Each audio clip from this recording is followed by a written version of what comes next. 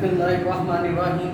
अस्सलाम वालेकुम बच्चों, क्या हाल चाल है? बेटा सब खैरियत से होंगे जी। तो बेटा आज हमारा लेक्चर नंबर 9 है, मैथ का 7th क्लास की एक्सरसाइज 1.3 है।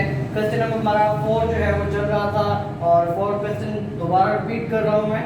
Verify the commutative property of union and intersection for the following के आपके नीचे क्वेश्चन दिए हुए हैं, उसमें आपने वेरीफाई करना है कम्यूटेटिव प्रॉपर्टी को। और कम्यूटेटिव प्रॉपर्टी आपको पिछली वीडियोस में भी जैसे पता चल गया, इधर भी रिपीट कर रहा हूँ।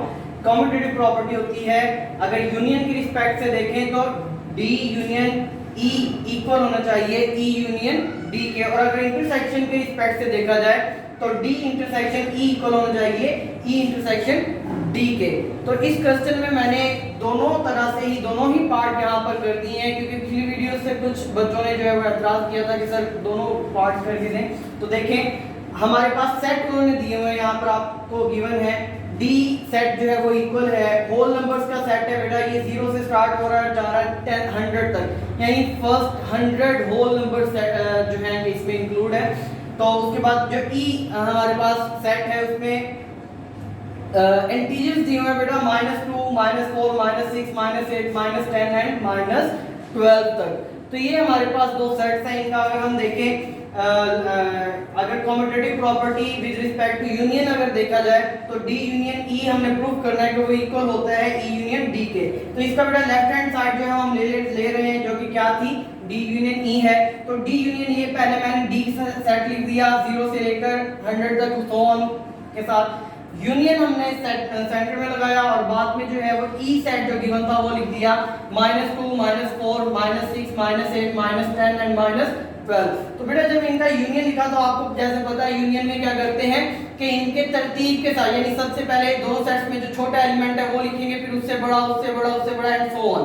तो बेटा अगर देखा जाए इन दोनों सेट्स में सबसे छोटा एलिमेंट जो है वो -12 है, क्योंकि माइनस वाली वैल्यूज में जैसे जैसे हम ऐसे जाते जाएंगे तो वैल्यूज छोटी होती जाएंगी। -1 जो है वो बड़ा है -2 से, इसी तरह से -2 बड़ा है -3 से। इधर इसका मतलब कि -12 जो है वो इन दोनों सेट्स में सबसे छोटी वैल्यू है। तो वो -12 जो है वो मैंने सबसे पहले लिखा, उसके बाद -10, उसके बाद -8 -6 -4 -2, और उसके बाद फिर ये सारे एलिमेंट्स, क्योंकि ये सारे माइनस की ये सारे के सारे छोटे एलिमेंट्स थे तो इनको पहले तरतीब से लिख लिया सेट ई के, और उसके बाद जो है वो डी सेट के जो एलिमेंट्स थे 0 से स्टार्ट होकर 100 तक जो है वो एज इट जाएंगे। तो ये हमारे पास जो है वो सेट आ गया जो कि डी यूनियन ई था।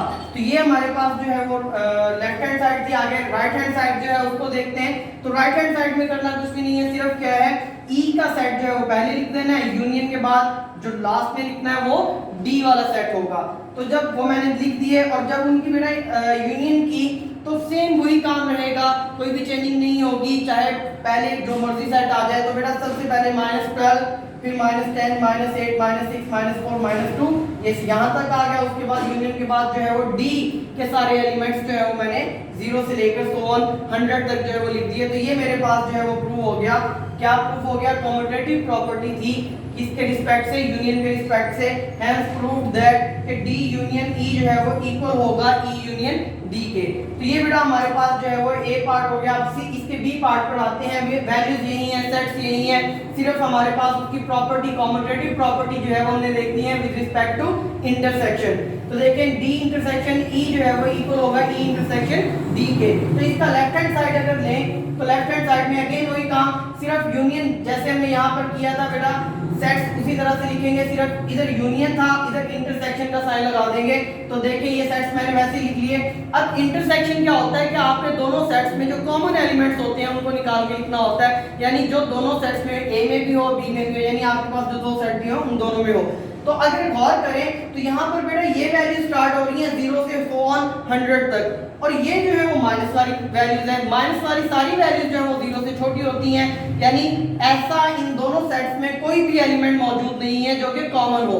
तो जब कोई भी कॉमन नहीं है तो सेट हमारे पास जो इनके इंटरसेक्शन से आएगा वो खाली सेट होगा। खाली सेट को इस तरह से भी शो करते हैं और आप इसको फाई से भी शो कर सकते हैं, यानी ये सेट, यानी इसको एम्प्टी सेट भी कहते हैं। ये हमारे पास एम्प्टी सेट है और ये हमारे पास फाई से भी शो होता है। ये सेंटर में मैंने साइन लगाया और का, यानी कि आप इस तरह से शो कर लें या फिर इस तरह से शो कर लें, आपकी मर्जी है। आगे हमारे पास फिर इसी की राइट हैंड साइड आ जाएगी। राइट हैंड साइड में कुछ नहीं करना, ई वाला सेट पहले लिख देना है, डी जो है वो बाद में लिख देना है, सेंटर में इंटरसेक्शन का जो है वो साइन है, और दोबारा इनमें जो कॉमन एलिमेंट कोई भी नहीं आएगा। वैसे कॉमन एलिमेंट अगर होता तो हम लिखते, क्योंकि इनमें कॉमन एलिमेंट क्यों कोई नहीं है, क्योंकि एक सेट जो है उसमें सारी नेगेटिव वैल्यूज हैं और दूसरा सेट जो है उसमें सारी की सारी पॉजिटिव वैल्यूज हैं, और पॉजिटिव और नेगेटिव वैल्यूज कभी भी कॉमन आपस में नहीं हो सकती। तो इसमें हमारे पास जो है वो इनका इंटरसेक्शन भी क्या होगा, एम्प्टी सेट होगा। उसको इस तरह से शो कर लिया, इस तरह से। तो यहाँ पर भी आप गौर कर रहे होंगे बेटा, डी इंटरसेक्शन ई जो है वो इक्वल आया आपका ई इंटरसेक्शन डी के। तो इधर हम क्या लिख देंगे, has proved that D intersection E equal है ई इंटरसेक्शन डी। तो उम्मीद है बेटा आपको ये समझ आया होगा क्वेश्चन। अगर कोई क्वेश्चन हो तो कमेंट बॉक्स में आप कमेंट करें। अगली वीडियो तक के लिए इजाजत, अस्सलाम वालेकुम।